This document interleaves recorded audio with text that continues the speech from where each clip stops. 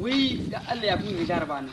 Wallahi jaraba wannan gaba dai bai yi ba wallahi. Kai abu yayi daɗi haka kace kuma bai yi ba. Wallahi balle ma mat. Kai kaga ma wata tambayar an kawo mana. Irin labarin da kakai bamu da jan tarihin da kakai bamu. Ai kakan nan naku sai shegen son ƙarya.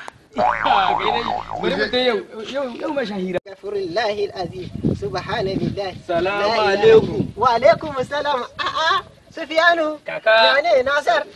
An hito da makaranta. Wallahi. Ana ga zuwa kwalin ko? Kaka ana ga istighfari. Wallahi ana ga yi Umar ya karatu. Lahiya lau wallahi. Madalla.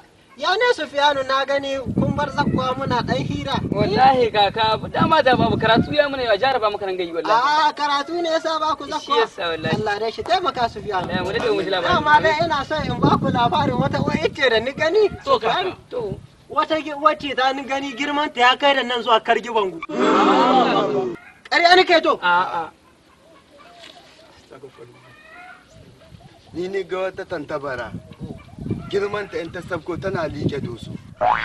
Ina wata tantabara ka sabka. Sa'ocin yadda kun ka faɗa muna. Subhanallahi. Jiya muna zaune fada. Sai ga wani yaro. Yaron ne yana biyuwa sai ya tusa. Kawai ni kame tusa tan na yi mata jamfanci. Kullum ta gani ta gashe ni. Ku tashi can guro uban makaryata. Haba mana wasa ne ba faɗa bane. Wani yayi rawa ya samu kuɗi, wani yayi duka ya kaci. Lafazin baki ba na sakaci da na fara